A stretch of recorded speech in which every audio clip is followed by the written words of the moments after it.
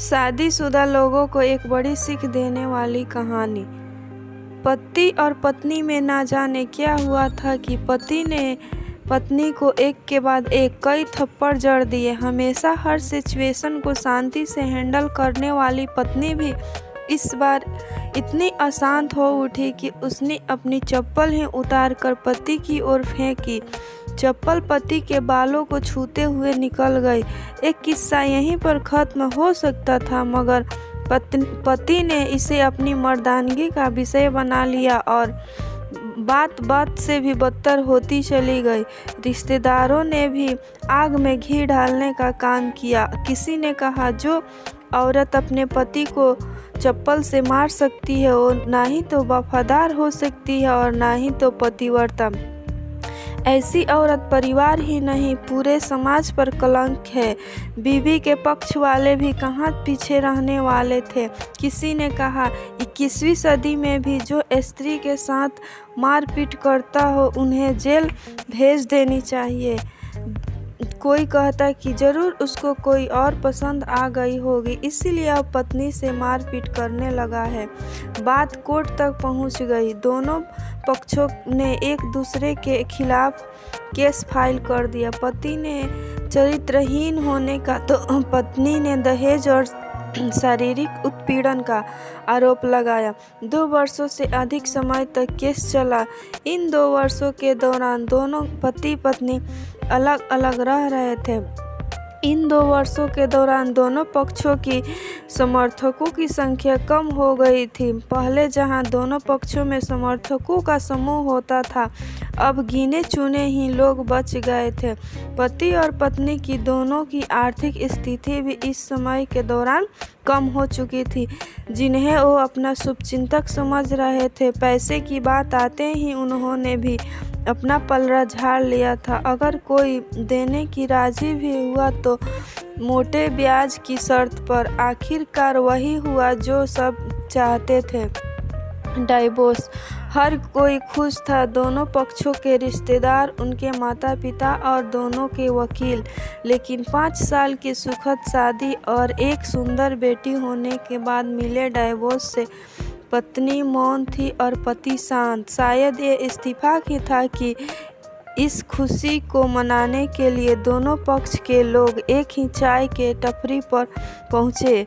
आमने सामने। इत्तेफाक इसलिए ज़्यादातर लोग जो एक दूसरे के विरोध पक्ष को सपोर्ट कर रहे थे वो एक दूसरे को जानते भी नहीं थे। पति पत्नी भी इन सभी से दूर एक दूसरे के सामने मेज पर बैठे।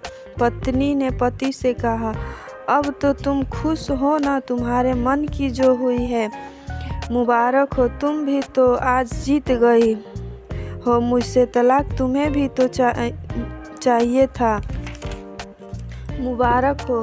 पति ने कहा, तलाक के तुम जीत का प्रतीक समझती हो?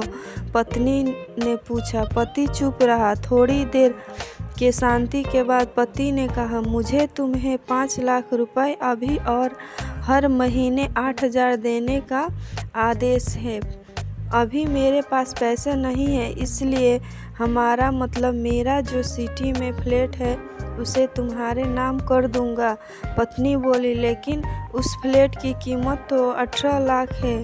हाँ, लेकिन हमारी बेटी भी तुम्हारे साथ है और आगे जाके उसके खर्चे भी बढ़ेंगे, तुम्हें थोड़ी आसानी होगी। पत्नी ने कहा, नहीं नहीं, मुझे सिर्फ 5 लाख ही देना और हर महीने तुम तो 8,000 तो देने ही वाले हो। मैं मैनेज कर लूँगी। अगर 5 लाख नहीं है तभी कोई बात नहीं। पत्नी बोली। दोनों फिर से शांत हो गए। पति और पत्नी सोचने लगा, कितनी भोली है, समझदार है। ये वही औरत है जो कुछ समय पहले तक मेरी पत्नी थी और अब अनजान है। वही औरत जो कम से कम खर्चे में घर चलाती और पैसे बचा बचा कर मेरे जन्मदिन और त्योहारों पर हम सब के लिए कपड़े और मिठाइयाँ लाती। कभी बीमार भी हो जाती तो पैसे बचाने के लिए मुझे मालूम ना होने देती और घरेलू नुस्खे से ही अपना इलाज कर लेती। मगर घर में कोई बीमार होता तो तुरंत डॉक्टर के पास ले जाती। मेरी ही मति मारी गई थी। मैं ही अपनी झूठी मर्दानगी के चक्कर में इतनी बड़ी गलती कर बैठा। पत्नी के दिमाग में भी उथल पुथल चल रही थी। अभी भी वैसा का वैसा ही आज भी खुद से ज़्यादा हमारे बारे में सोचता है।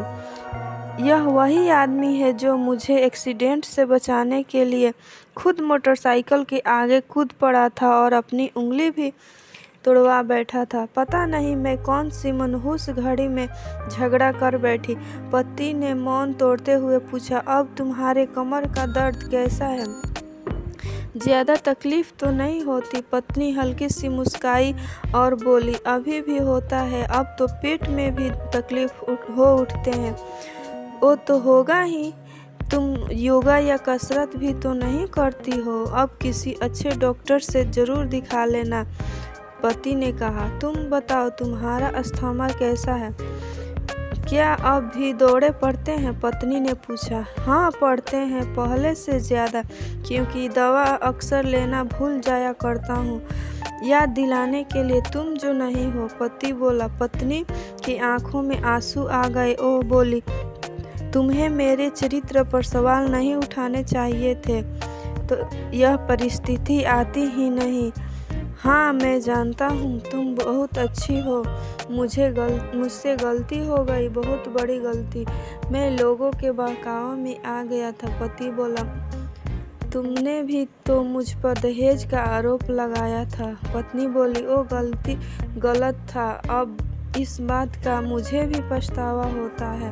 पति कुछ बोलना चाह रहा था लेकिन हिचकिचा रहा था। पत्नी ने कहा, कुछ बोलना चाहते हो तो बोलो, क्योंकि आगे से हम नहीं मिल सकते। ये हमारी आखिरी मुलाकात है। पति बोला, क्या सब पहले जैसा नहीं हो सकता? पत्नी बोली, क्या मतलब? पति बोला, मतलब कि हम सब फिर से पहले की तरह पति पत्नी बनकर नहीं रह सकते। पत्नी बोली, फिर ये डाइवोर्स पेपर? पति बोला, फाड़ देते हैं। अपने पास डाइवोर्स का पेपर फाड़ते हुए पति बोला। पत्नी ने भी अपने पास रखे डाइवोर्स का पेपर फाड़ दिए। सभी हैरान थे, वकील, रिश्तेदार और माँ बाप।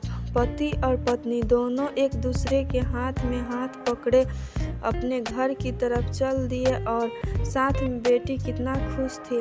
पति और पत्नी और बच्चे, उनका परिवार फिर से एक हो गया। यह कहानी उन सभी पति और पत्नी के लिए है जो हर छोटी छोटी बातों पर लड़ते और झगड़ते हैं और झगड़े को बड़ा बनाने में उनके माता पिता, अगल बगल के लोग और रिश्तेदारों की अहम भूमिका होती है। प्यार और झगड़ा तो एक सिक्के की दो पहलू की तरह है। दोनों को स्वीकार करना होगा, तभी यह पवित्र रिश्ता उनकी मंजिल तक पहुंचेगी। दोस्तों, इस वीडियो के बारे में आपका क्या राय है? वीडियो अच्छी लगी तो वीडियो को लाइक कीजिए और ऐसे ही इंटरेस्टिंग वीडियो सुनने के लिए मेरे चैनल को सब्सक्राइब कीजिए। Thanks for watching this my videos.